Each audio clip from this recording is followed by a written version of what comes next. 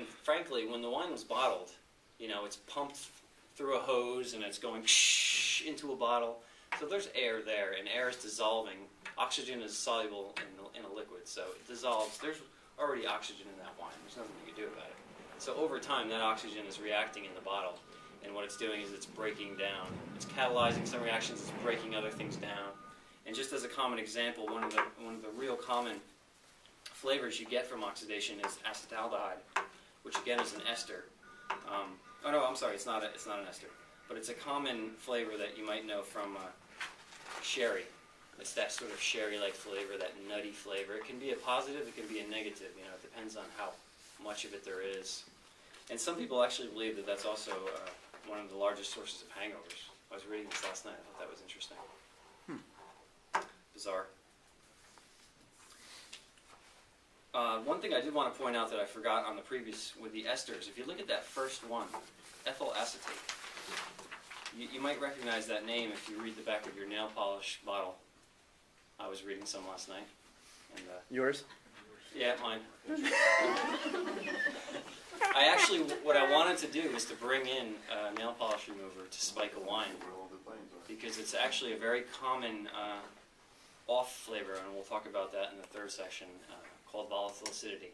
Some people always think, oh, that means acetic acid, which it does, but ethyl acetate is really the primary source of what they call VA, or volatile acidity. I've smelled wines that I opened them and poured them, and it smelled like nail polish remover. I was like, oh. But unfortunately, it seems that they color and scent all the nail polish removers these days. So I was really disappointed.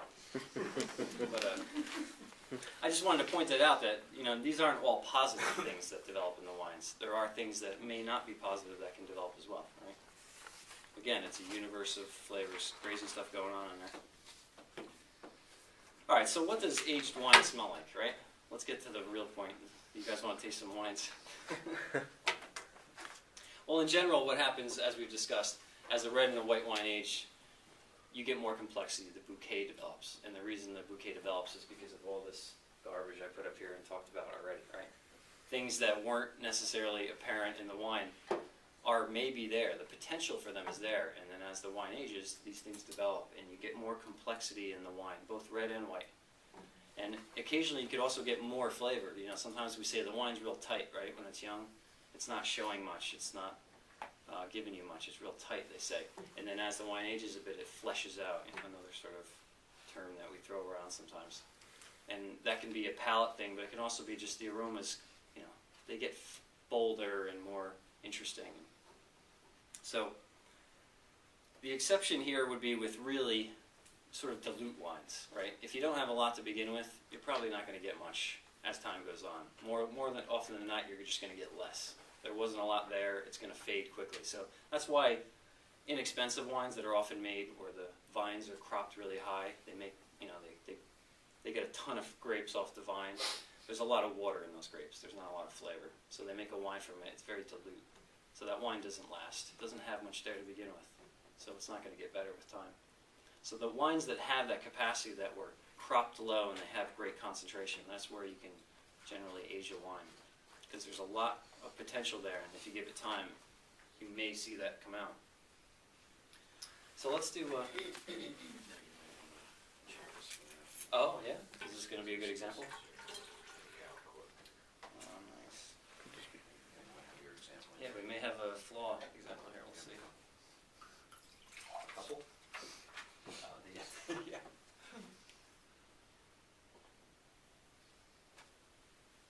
Well,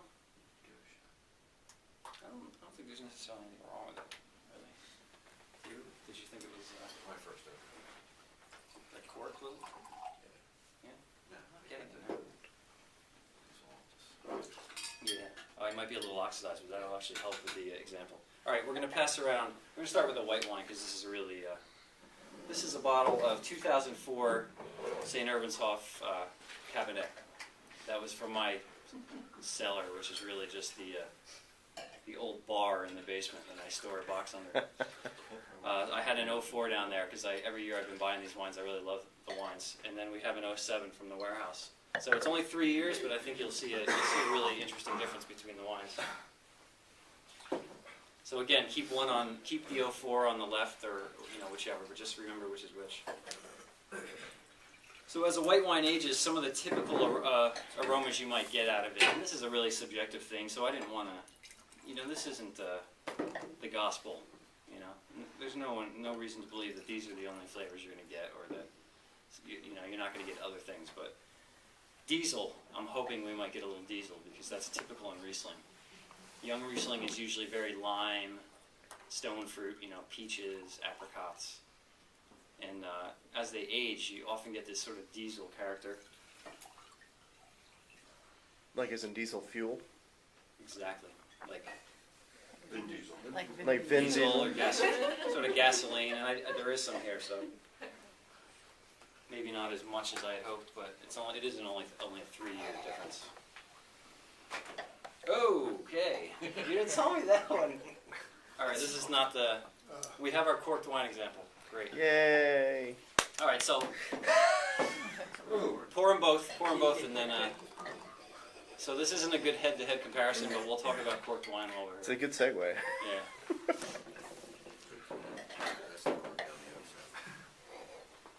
So the 04 wine, nothing particularly wrong with it. But if you smell it, you guys might notice there's sort of a. You might call it gasoline-y, or sort of a, they often call it diesel.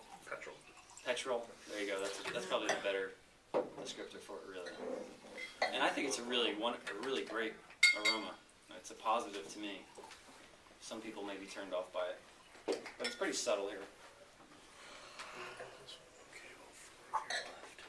Thank you.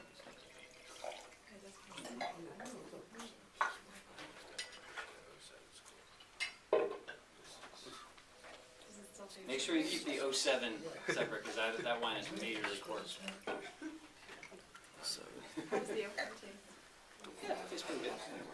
I think these wines, the 04s, are actually starting to get towards the end of their life. I don't think they're really built to last forever. Oddly enough, Riesling can age for 20, 30 years when it's really top-end stuff. From my limited experience with the St. Urbansdorf wines, after 3 or 4 years, you kind of got to drink them.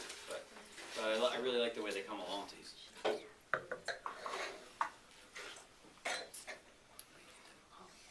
Still get a little apricot. If you get apricot aroma in that. So it's still sort of young, but it has gotten a little of that petrol. Yeah. All right, now in the 07, this is just a fabulous example. Musty old. Yeah. So just briefly skip.